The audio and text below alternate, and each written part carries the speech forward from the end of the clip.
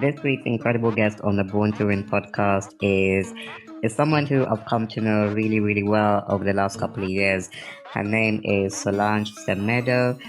She's just a super talented individual. Her background is in Portugal, so she kind of spent a big part of her childhood in Portugal and then eventually relocating to the UK. She is of mixed heritage and came here and studied law, was a huge success corporately, rising all the way up into the boardroom, which, of course, as you can imagine, presented a bunch of challenges for a person of color who is also a woman in a traditionally male dominated arena. So I just know you're going to get so much from her story, and I look forward to hearing what came up for you when you listen to this episode. So without further ado, I am Winston Ben Clements, and this is Born to Win.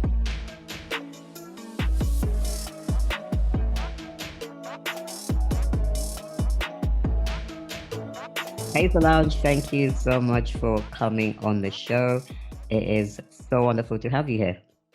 Hey, Winston. It's wonderful to be invited, actually. So the privilege is all mine. Thank you so, so much. You're I'm so loving kind. your podcasts. They're amazing. It's Thank really you. great hitting out of the community, and everyone gets to hear all about your very important mission. So love it. Yeah, thank you for taking the time to listen. And I remember I was actually thinking about this before.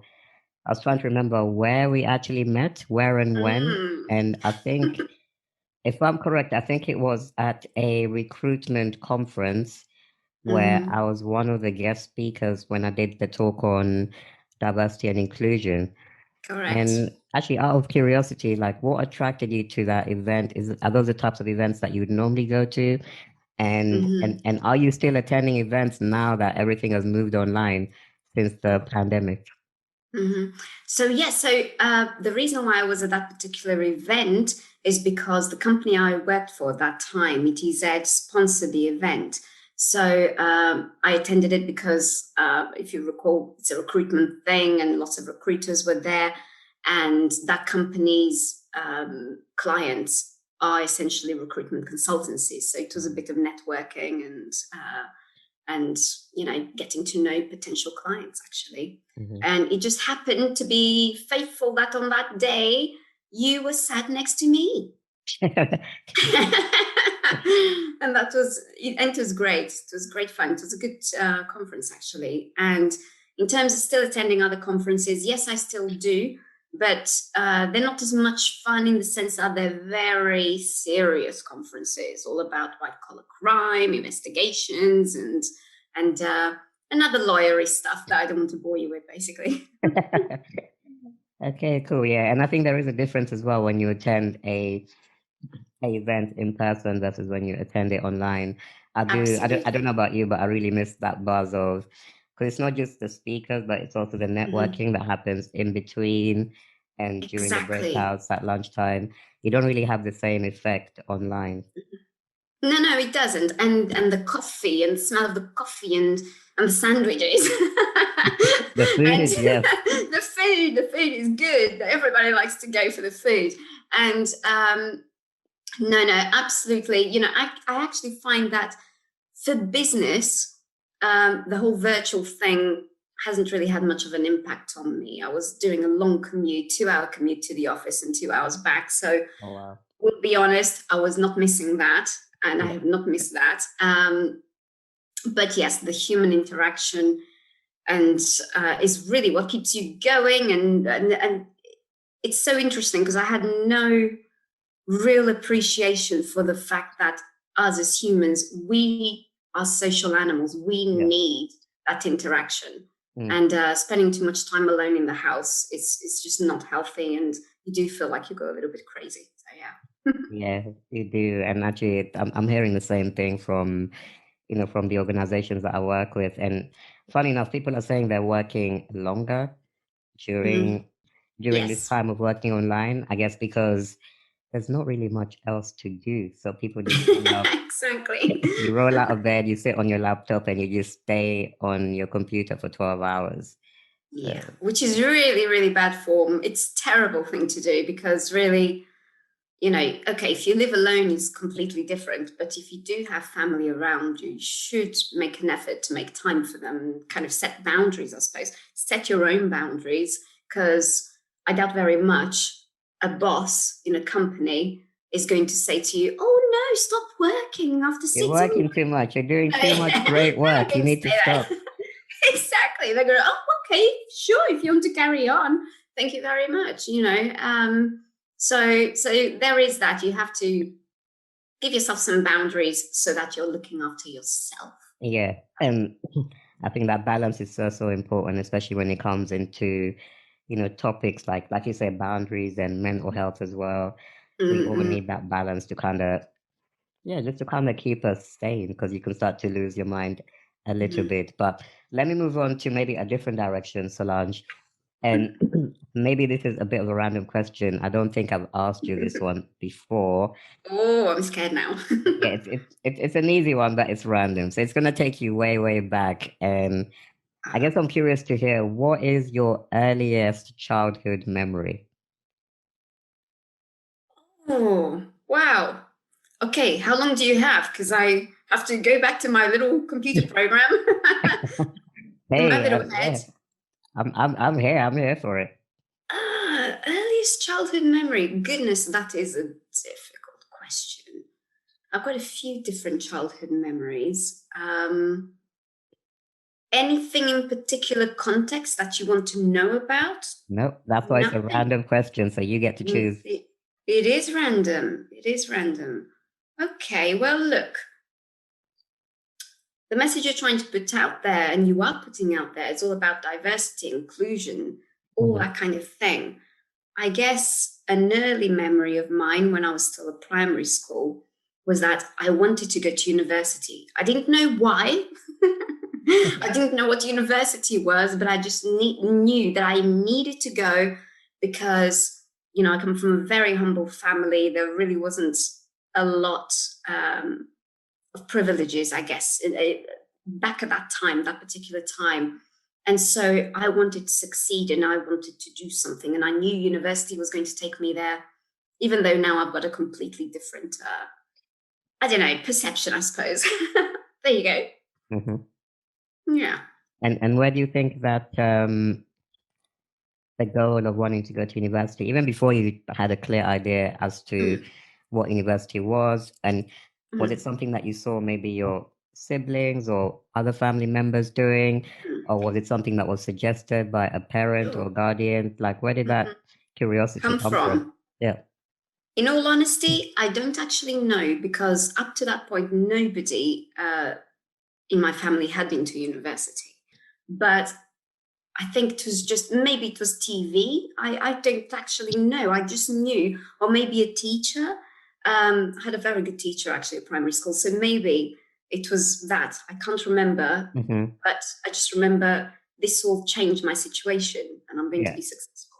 So it's Hmm. about being driven, I suppose. Got it. And maybe it's a combination of all of those things, because I guess it's the sources of influence, and there's so many. It could be a family influence, Mm-hmm. mainstream media, social media, friends, all of those things play a part for sure. And I guess Mm. with your early upbringing, was that here in the UK or was that elsewhere? So I grew up in Portugal until I was 11. Hmm. And then I came to England because my mum married an English guy. Wow. And I've been here ever since. So I've been here for 32 years. And I love England. It's definitely my home now. Hmm. And um, I love Portugal and England equally. But obviously, I prefer the weather in Portugal. Yeah. Sorry, that's the truth. Yeah, I was gonna say, I know which weather I would choose for sure. Exactly. Take me to the Okay. sun any day, any day. So, Awesome. Yeah. And yeah. I can relate to that as well, because I was Mm-hmm. born in Africa, moved here actually about the same age, 11, 12. Mm-hmm. We still have, a lot of relatives back home. Got my granddad is still there. He's nearly 90 years old, still doing Wow. his farming thing in Africa. So, and really fit and healthy, even more than, Mhm. people half his age is really active. And, I think the secret is the weather and like the good food that they have over there. Definitely, definitely. And my granddad's the same because I'm Portuguese. My mum's white Portuguese. My dad's black from Cape Verde. And my granddad's exactly the same. He lives out there and he's nearly 90 as well. And, stronger still. Yeah, So it's an African thing, probably. I don't yeah, know. yeah, yeah. Listen, hopefully we'll get some of those genes, hopefully. Hopefully. Yeah, and Oh, that's really cool and interesting to understand more about your background. And so mm, I guess one of the reasons, Solange, why I created this platform, Born to Win, is first of all, I wanted to tell, different kinds of stories and maybe even the stories that do not get told enough. Um, yes. so by that, I mean stories from diverse backgrounds, which is why maybe that question wasn't entirely random. I was curious to understand your background because I know there's a bit of diversity there as well. Yeah. And then the other reason is to help people, all the listeners who are hearing this right now to embrace their story because we all Yes. have a story. And I think sometimes, especially when you're going through a difficult moment, which maybe we've all experienced in the last 1 year or so with the pandemic and COVID and all the changes that has been brought about by that, is to find ways of embracing your story, even when things are not perfect, right? And so maybe the question here for you to reflect on is, I'm just curious to hear when I say owning your story, what does owning your story mean to you, Solange, when you Mhm. hear that? Sure. I think if I was in my 20s, owning my story would mean something entirely different. And now that I'm a bit older, in 25. my 40s now, yeah. But owning your story, and I don't know if this is a thing that comes with age. For me, it certainly is, because in my 20s, I just wanted to please people, to fit in, to fit into these environments that, quite frankly, I didn't belong in. So, like I said, I mentioned university before. I did go to uni. I went to uni and I did exactly what I said I was going to do, which was law. And then I got to the stage of working at these big international law firms. Not all of them, some of them were absolutely brilliant law firms, and I worked there for some time. But a lot of these firms that I worked at, it was just awful. I just didn't fit in at all. And they were so elitist. And I don't know, you have to be from a certain background, typically white, middle class, extremely well spoken, etc., to be taken seriously and to be given the correct help, if you got any help at all. I mean, I'm telling you, it was a huge struggle for me to even see the front door of a law firm, to get through and have an interview. And that still sits with me today because I still think nothing's changed. This was many years ago. So I'm talking about maybe 20 years ago. And I still see this is the whole point of you and the message you're putting out there, and that nothing has really progressed. And I think, and I feel a huge responsibility to ensure that at least being here and going forward, I should tell everyone, okay, about diversity and inclusion, and not just Black people, not just anything. This can come. All these biases can come from anywhere at all, including minorities against whites, which is equally absolutely horrendous. Um, so it's diversity and inclusion at all levels. But for me, from my experience, in terms of owning your own story, if you like, it's just about being yourself. That's it. And if people don't like it, if they don't like you, if they don't like the way you speak, if they don't like what you say, if whatever, then that's not your environment and you've got to move on. But moving on doesn't mean to say, oh, I'm not good enough for those people. I'm not, I used to feel like that and I used to think like that. I'm not good enough. And actually, you know what, Winston, being completely not humble at all, I really don't care. And actually, it's not that I'm not good enough, it's just that I actually am way better than those people. So Mm-hmm. I don't care. Mm-hmm. And that's the place that I'm at now. And I think for anyone out there who's struggling, I'm not just talking about lawyers, I'm talking about anyone. Please know, just because you're struggling now, that does not define you. It does not mean, oh, you're here forever in this nasty place. Sometimes nasty things happen. Sometimes you'll go through a hard time in your life.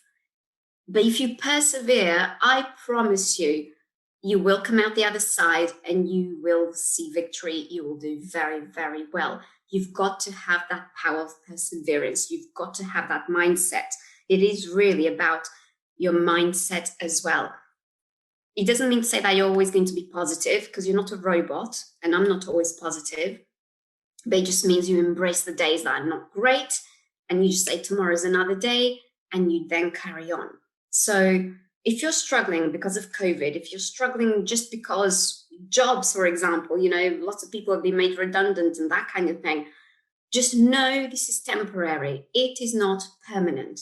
Okay. And what you do, you keep persevering. So you apply for jobs, you keep applying. It doesn't matter how many jobs you apply for, but make sure you're applying for your skill set and for what you really, really want to do. And you keep on at it, because all it takes is one interview for you to get the job. That's it. Okay. So it's not unsurmountable and you can do it. You've got your skills that everybody will want. So go for it. Never, ever, ever, ever, ever give up. That's my thing. And that's my story. Mm-hmm. Yeah, and honestly, like you touched on a few really good points there, and I really like what you said about, how you see owning your story now versus maybe how you saw it in your younger Mhm. days. And actually that almost sounds like a message that you'd happily give to your younger self, if that makes sense. So Absolutely. yeah, so I feel like 100%. you'd want to tell your younger self to, not worry about living up to anyone's perceptions. It feels like Mhm. that would be one of the messages to Mhm. yourself when you were younger. And I also really liked what you said about, almost, like in any situation, good or bad, nothing is permanent, right? Mm. So this too shall pass is a famous quote that people use. And Yes. I think that's a danger when we find ourselves in a situation like COVID, or, in financial trouble, or, in having some relationship challenges even. Mm. Then it starts to feel permanent. It starts to feel permanent, and you forget to look at it through the lens of perspective, which I think is one of the things that you were pointing on, because nothing stays the same forever. And then Mm. just that encouragement as well about people who are looking for jobs, because even I've been contacted by a couple of people saying, how do I get a job in this Mm. climate, in this economy? It's really tough out there. And just that reminder to keep going, and not just keep going, but keep going for the things that you want to go for, because Mhm. I guess it can get very tempting. And I've been there when I started my career many years ago. It was actually Mm. a similar situation, because it was during the after the financial crisis, 2009, Mm. 2010. And so that's when I graduated, which was really bad timing. Bad. And Mm. so like I really struggled for a while to get my first job. And for me, people were saying, "Oh, why don't you apply for a different job? Why don't you just do a temporary, job that you can get into for a few months, and then when the other jobs become available, then you can go for them." But I just stuck to my Mm. guns. I just kept going for what I wanted. And it Mm. took a while, but eventually I got the role that I had always dreamed of. So those are really, really, really, really good messages. And maybe we can actually, this might be a good point to talk a bit more about your, I guess, the career side of you, which you touched on a Mm. little bit. And yeah, like you mentioned that, you get some of the challenges Mm. of stepping into this corporate career, and some of the things that you noticed, you said nothing's really changed over the years in terms of it Mm. being, dominated by, certain groups and being elitist. And yeah, I'm just interested to hear a bit more about that. Do you think Mm. nothing's changed at all, or do you feel like there has been some Mm. progress, or do you feel like literally Mm. nothing's changed? Sure. Well, I would say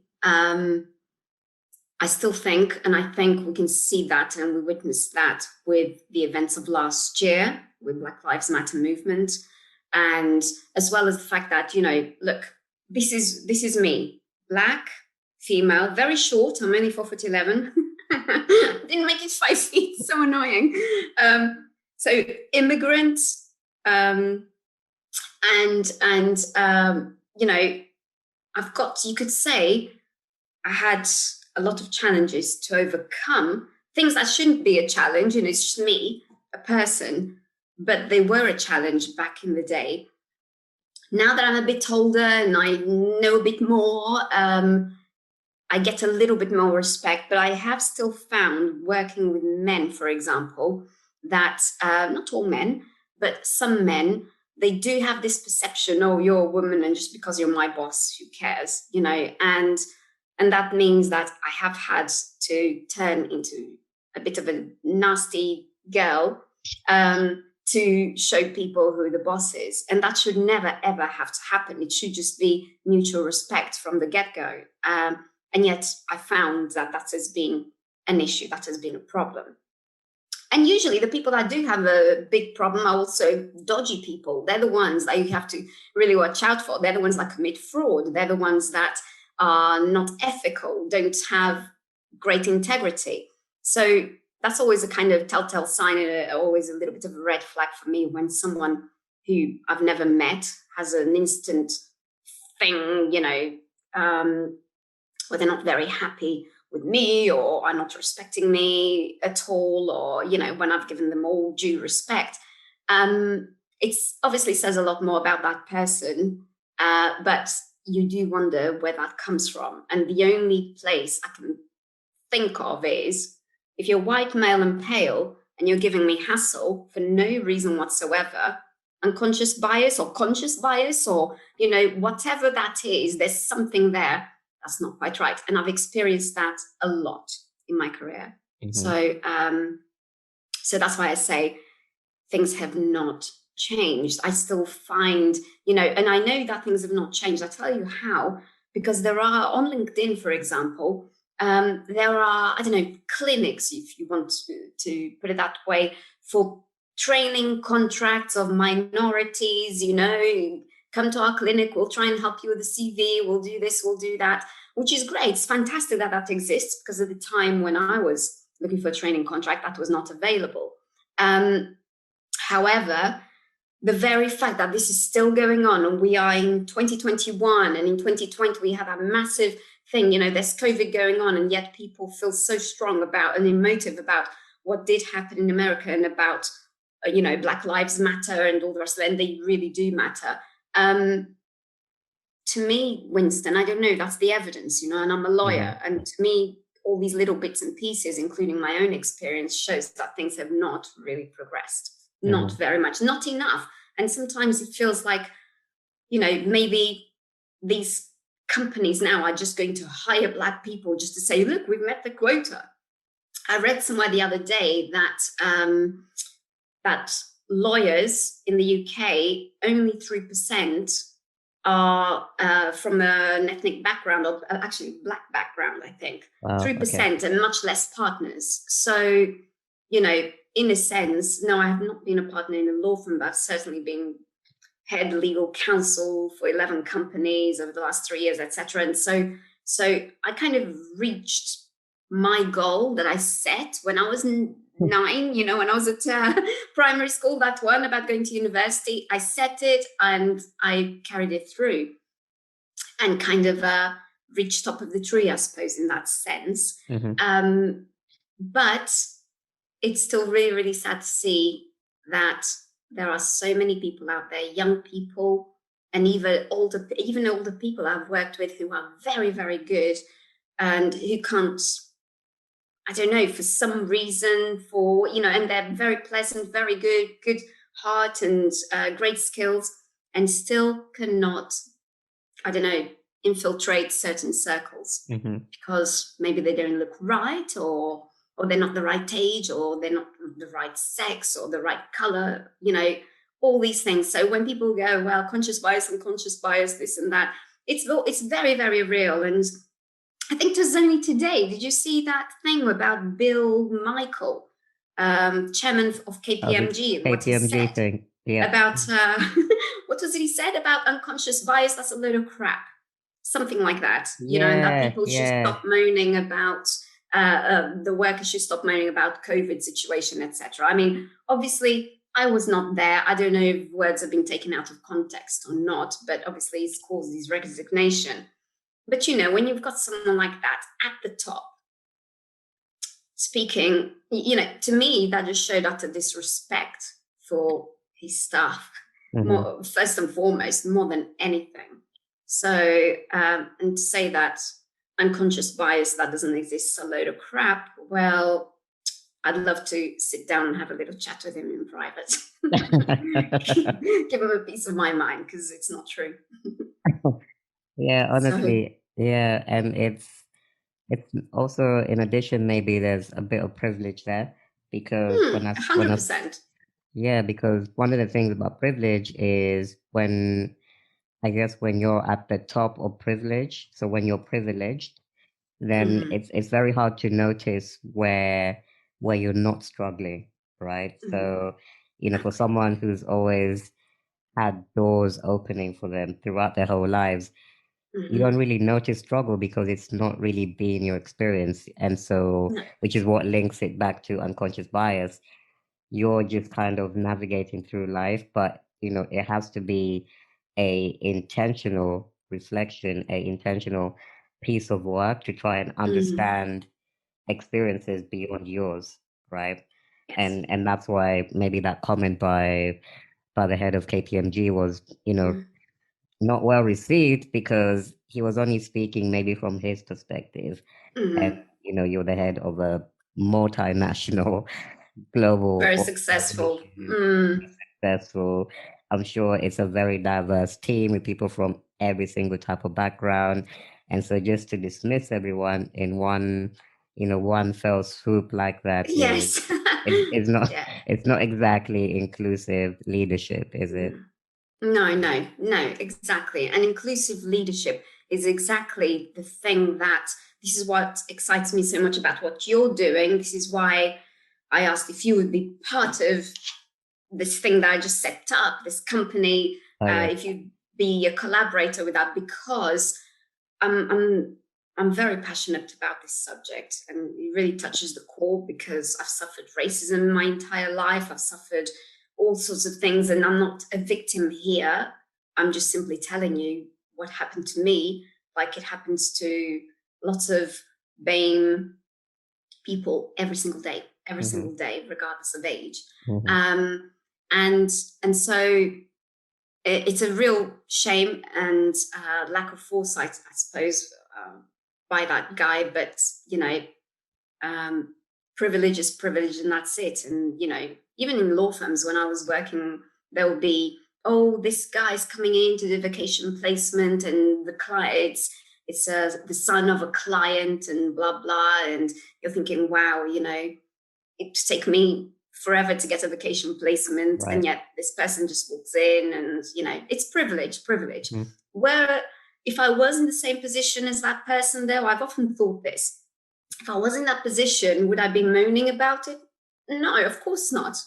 Thank you very much. So it's not that person's fault. And it is what it is. It's just, the cards you're dealt with, but you cannot let the cards you're dealt with have that whole impact over your life where you feel like you're the victim. You're not a Mm-hmm. victim. You've got to go out there and push what you want. Mm-hmm.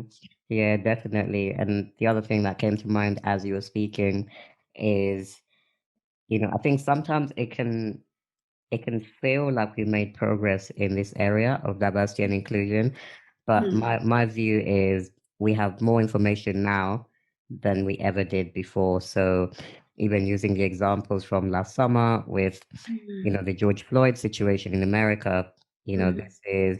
these are situations that are happening, have been happening in America and in other parts of the world on a, day-to-day basis, right? Mm. But The difference is because we now have the technology, things are getting reported on a global scale.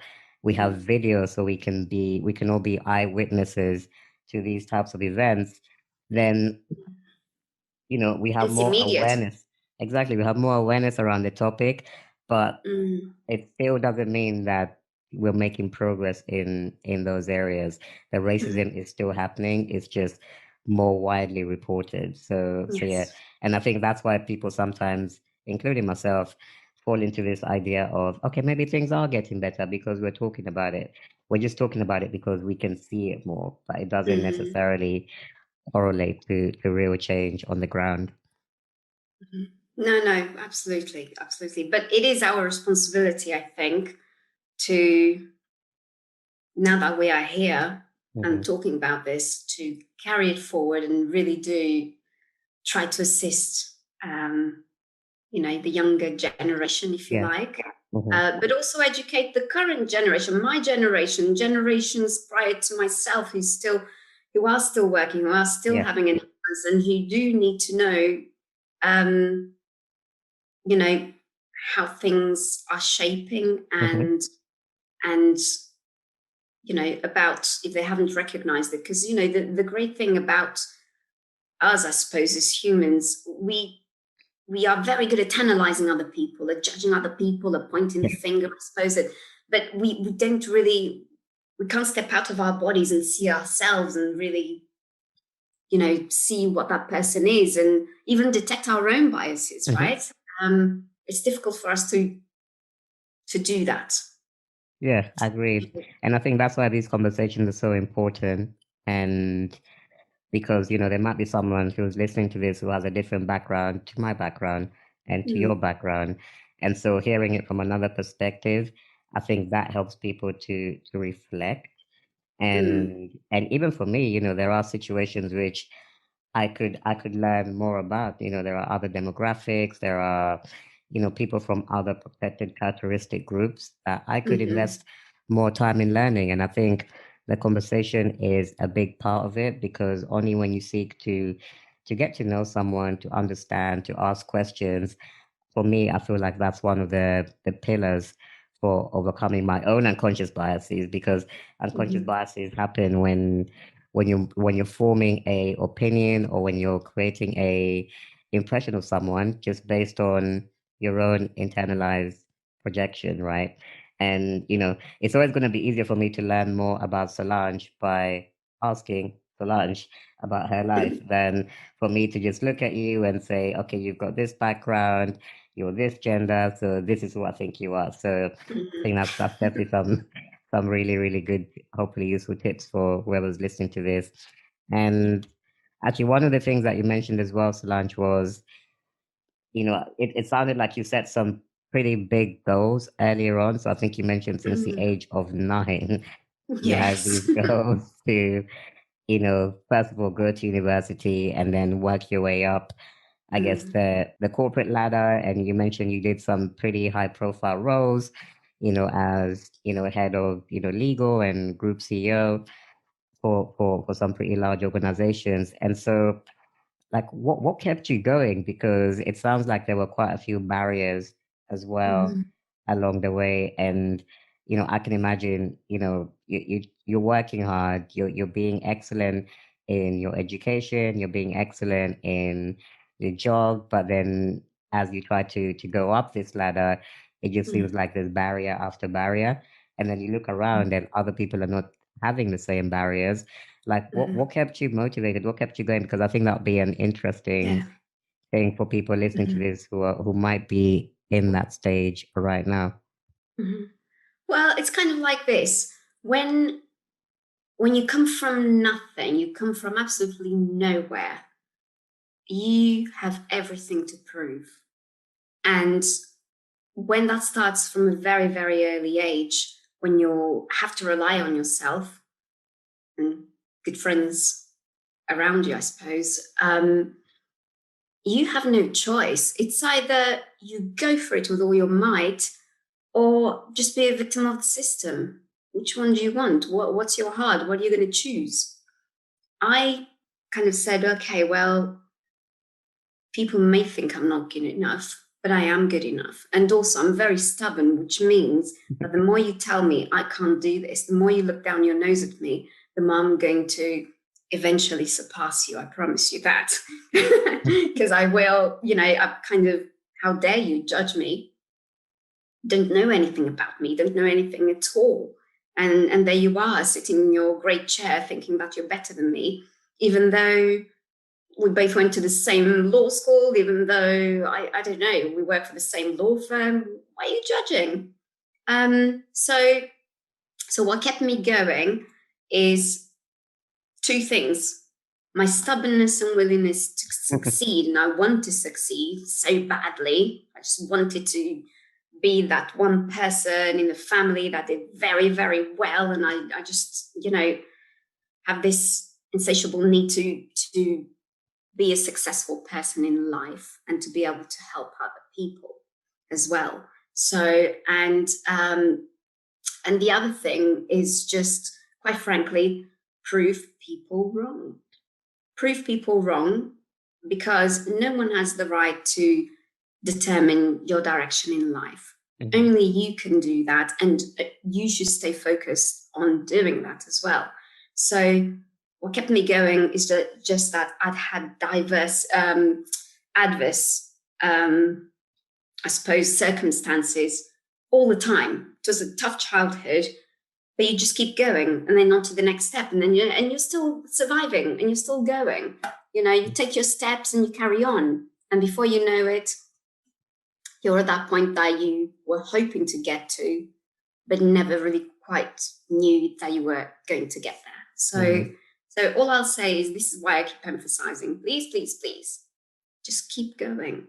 Keep going. And if you're having a bad day, fine, just acknowledge it. I'm having a bad day. Have a cup of tea, have a cup of coffee, have a biscuit, and don't worry about it. Tomorrow's another day, and you carry on, but you don't give up. That's it. Yeah, and I really like what you said about, having a stubbornness. Because I think sometimes people associate stubbornness with, being a negative thing. But I think, some of the most successful people in the world are also really stubborn. If you think about people like Steve Jobs, I don't know if you read his book or watched his movie. Not yet. Yeah, he obviously founder of Apple, and he just had all of these concepts and ideas of what technology was going to look like, the smartphone and many other types of technology way ahead of its time. And people would tell him, you're crazy, you're delusional. But he would just keep going forward with the idea. And now if you look in the market, a big percentage of people have a Apple phone in their pocket, as we speak.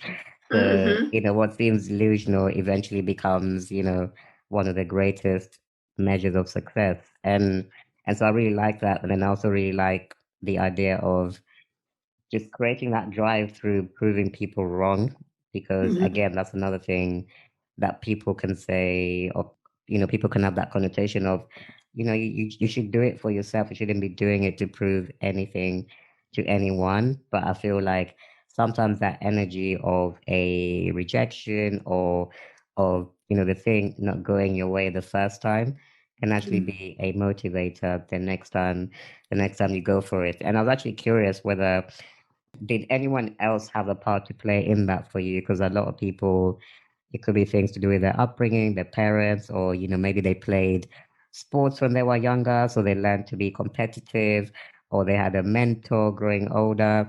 I know you mentioned one of your teachers was someone that you were close to as well. I just wanted to get a sense of what are some of the other pieces that helped you as well, because there'll be people listening to this saying, "Yeah, that sounds great, but I'm not as stubborn as Solange. I'm not as driven. I don't know how to prove people wrong. So how else can I get that help?" And that is, look, for me, it was, like I said, it was a very tough childhood and a tough childhood. And I don't think, anyone wants to hear my sorry ass story. So I'd rather kind of probably not tell it because it's a little bit sad. But what I can say is my school teachers were really there for me. And I had an incredible circle of friends who were also there for me.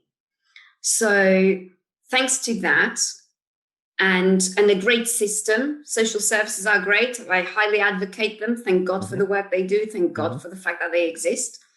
Okay. What I can say is,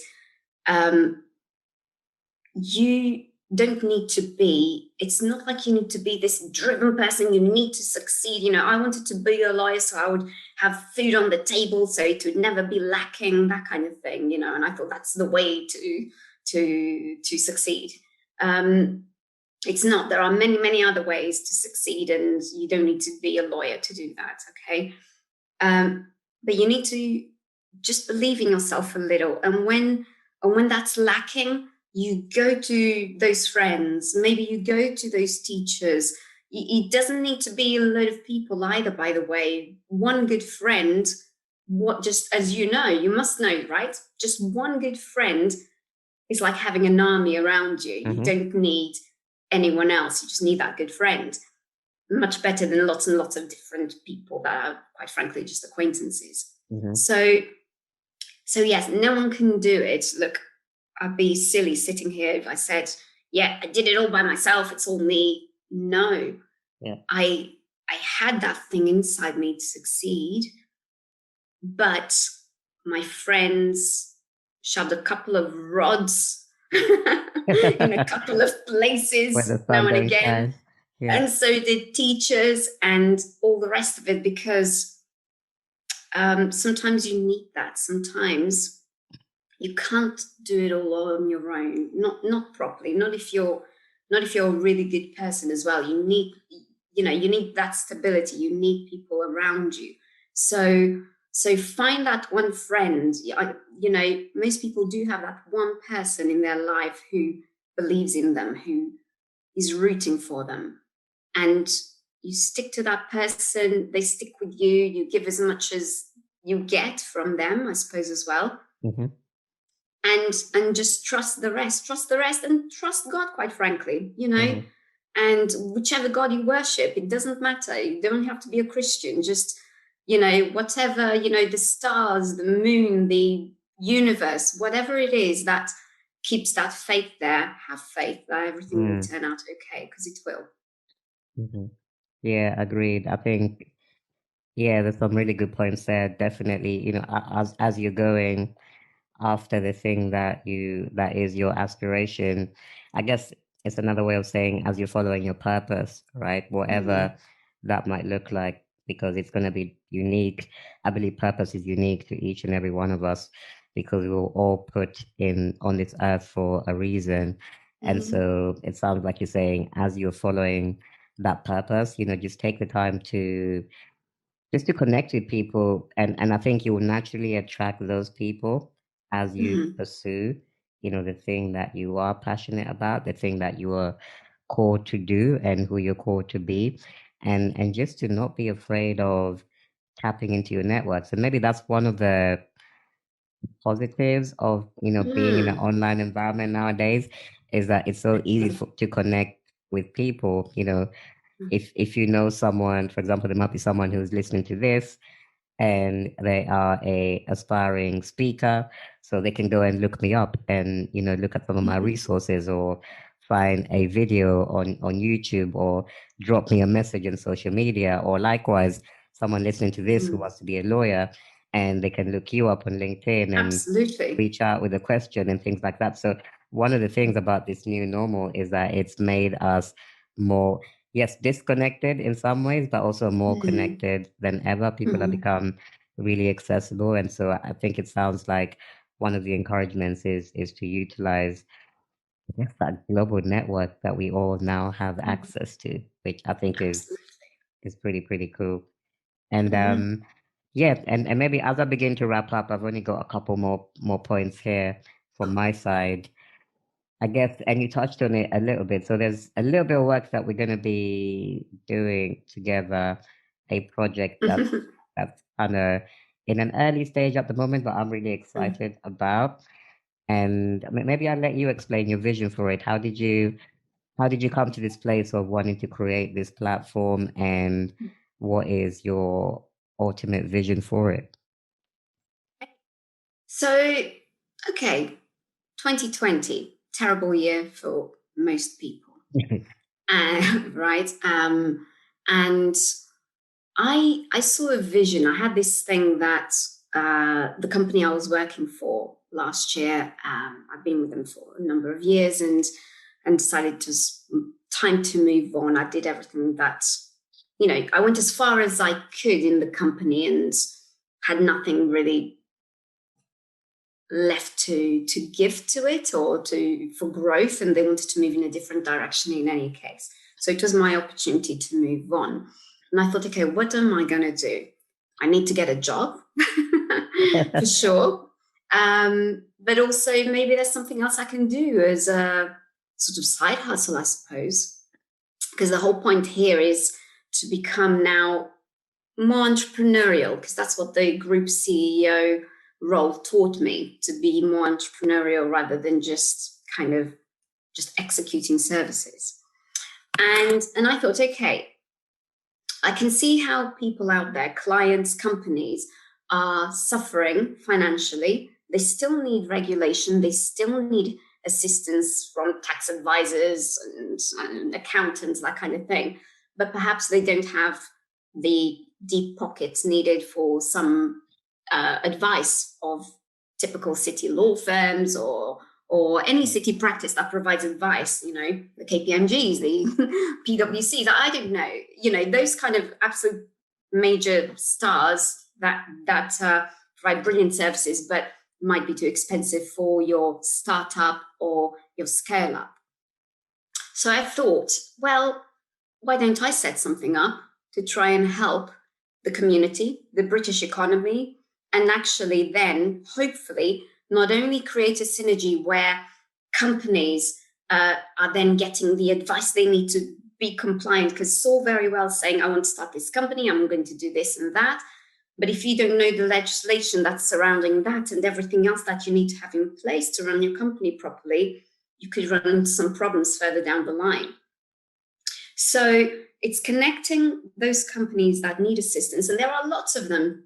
The UK, we're full of companies that need assistance. And equally, there are lots of people looking for work.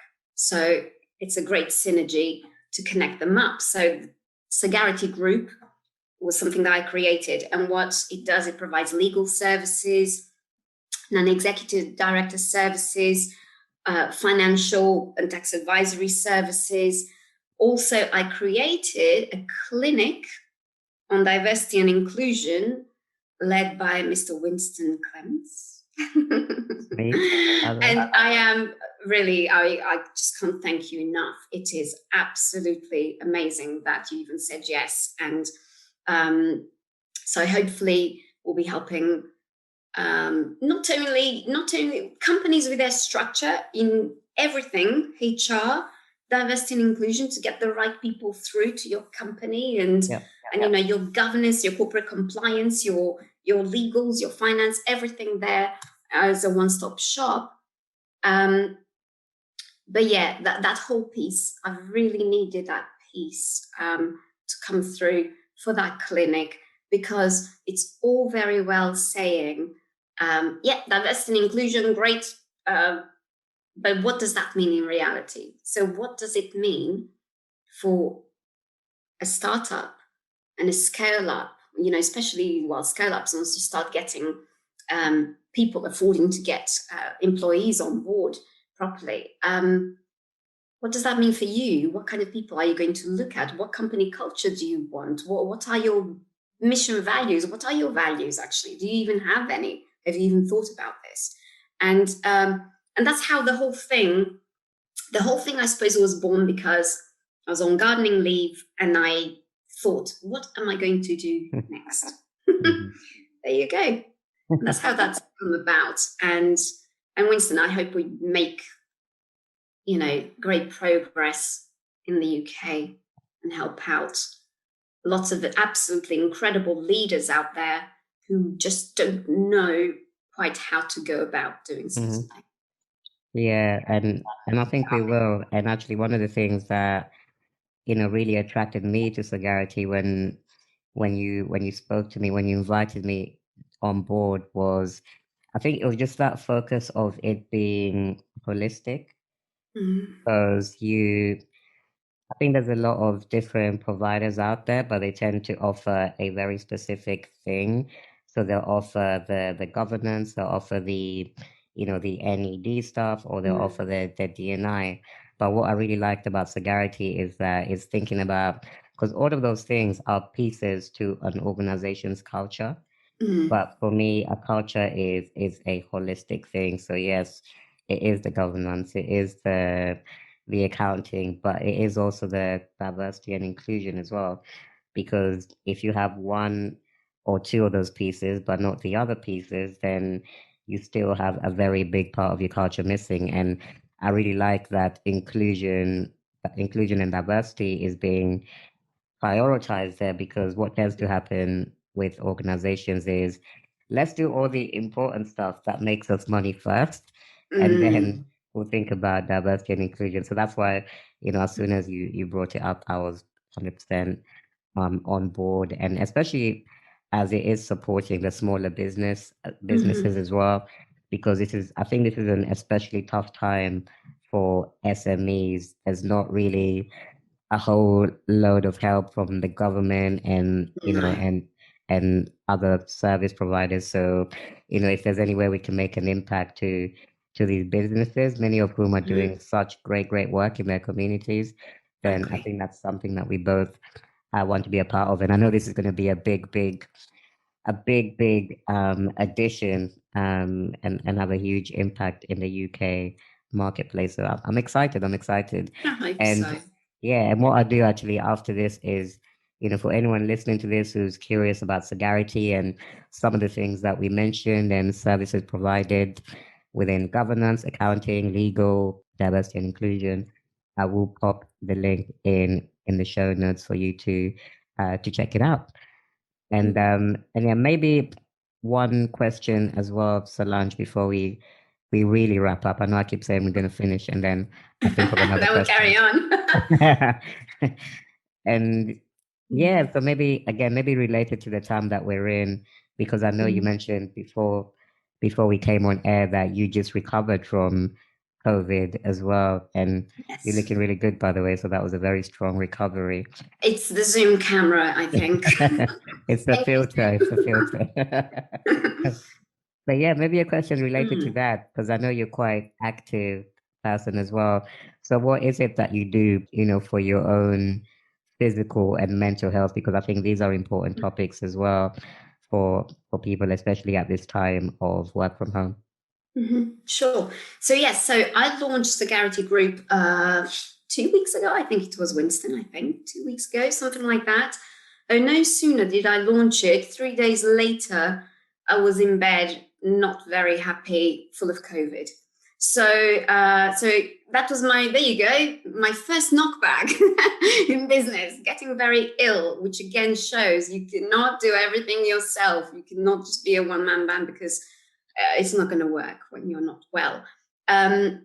So in terms of what I do to keep myself busy and alive and actually mentally sound, um, at the moment I go out for walks. After COVID, I was told I need to rest a lot because I feel a little bit tired at the moment, still suffering a little bit of exhaustion, which is one of the things that can happen if you catch the disease. And so it's walks. Make sure you get out daily. That walk is so important. Even Mm. if you don't want to get out and walk, stick your head out of your window, right? You might look a bit crazy to your neighbors, but it does not matter. This is not about them. This is about you. Stick your head out, get that fresh air in your lungs. That's so important. Um, you know, were this a year ago, I will be telling you I'll be down Bar Salsa Temple in London, Oh yes. dancing because I love salsa and I love Latin American music generally. And, that's where I would be dancing the night away. Uh, Now that can't happen, so I can only dance with a broom, which is not the same. It's not the same. Not quite. It's not quite the same. And also, I go to the gym. I like weight training, but again, because of gym closures, haven't been able to do that so much. I do have some weights at home, but it's not the same. It's not the same sort of vibe that you get when you're there and other people could potentially be watching. So you've got to lift it a little bit more, trying to. So I would say, in terms of it's really important, and watch your diet. Watch your diet a little bit. Have a biscuit, like I mentioned earlier. If you're having a bad day, have a biscuit, but don't have the whole packet. Just control yourself. Just you look after yourself. It's the most important thing. You look after yourself, and then you're able to look after other people as well. Yeah, so true. Yeah, and such simple tips as well, which I think are accessible to everyone. Everyone. Exactly. I think most people can get outdoors, even like you say, even if it is just sticking your head out of the window. I think most people can stretch to that, and then just doing some kind of movement. It sounds like even if it's in the home, dancing with your broom, then just get up and get your juices flowing. Exactly. I think is important as well, and also with the diet, it's very easy to just fall into a habit of snacking or having lots of takeaways because we are in lockdown. So just being aware of that. And I think that is, to be honest, that's good advice for me as well, because I sometimes get a bit excited with the sweets and the biscuits. Do you have more than one biscuit? Do you have the whole packet? I haven't had one today, so I think I'm due one after this call. Fair enough. But yes, keep active, and I tell you what else, exercise really does make you feel good afterwards. At the time when you're doing it, whether it's weight training or running or whatever it is, it's painful, but you feel so good afterwards. It's well worth doing. Yeah, it's the endorphins. Like my wife got an exercise bike. And so she asked me every morning to keep her accountable and make sure she goes on the bike for 21 minutes specifically. Brilliant. She said. Wow, 21. And every morning we basically have a fight because I'm trying to convince her to go on the bike. She told me to ask her to go on the bike, but on the day she doesn't want to do it. So we have this back and forth, and then she reluctantly gets on the bike, does her 21 minutes. And then afterwards, she's so happy and she's so thankful that she did it. Exactly. See, so being kind of cruel to be kind in a sense, but you're only doing what the wife has said. So actually, well done, Winston. At least you know who rules the roost, and it's not you. Exactly. And so maybe there's another tip: get someone to hold you accountable if you need that as well. Exactly.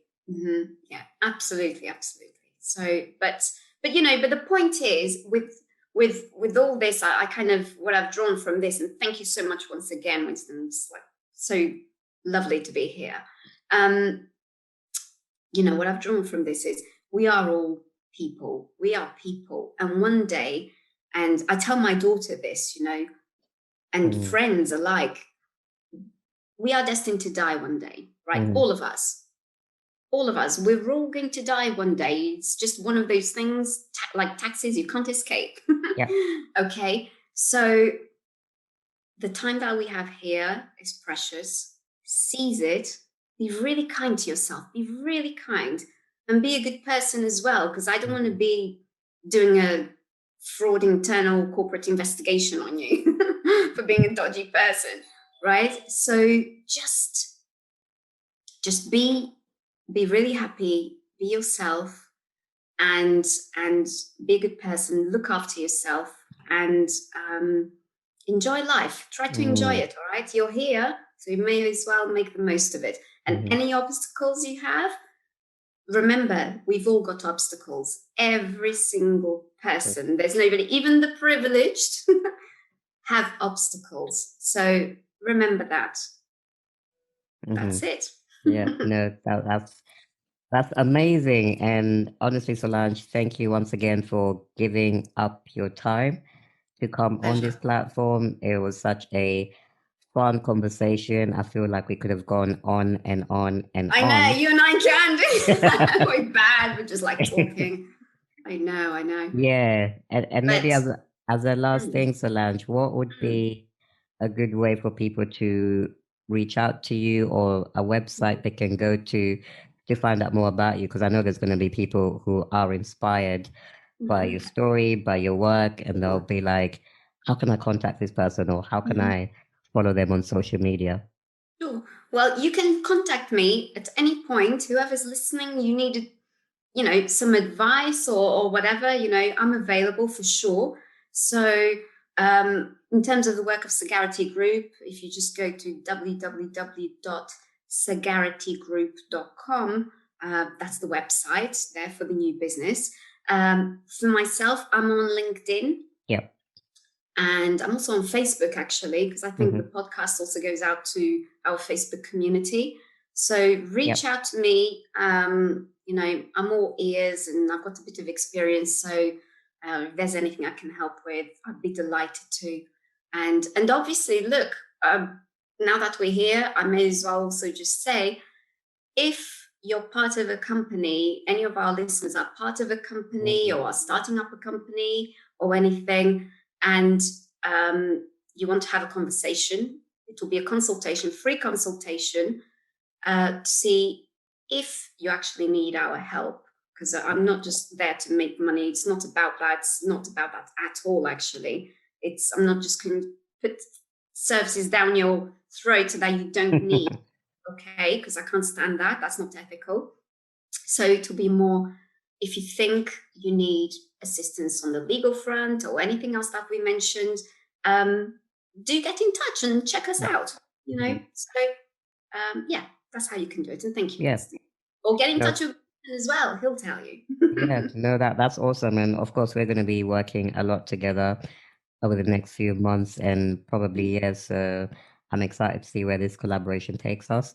And what I do as well, all of those links that you mentioned, I will copy them into the show notes of this episode. So if you're listening to this and you didn't quite catch the links, just check the show notes and it will all be there for you. But thank you again, Solange, and I appreciate you coming on, and you have an amazing evening. And you too, Winston. Thank you. I'll speak to you soon. Thanks, everyone, and stay cheerful if you can. And, remember what I said. Never, ever, ever give up. Thank you. Thank you, Solange. Bye. Thank you so much for hanging out with me today. And by the way, if you're listening on Spotify, Apple, or some other kind of app and you got some value from today's episode, then I'd absolutely love if you could drop me a quick review. Until next time.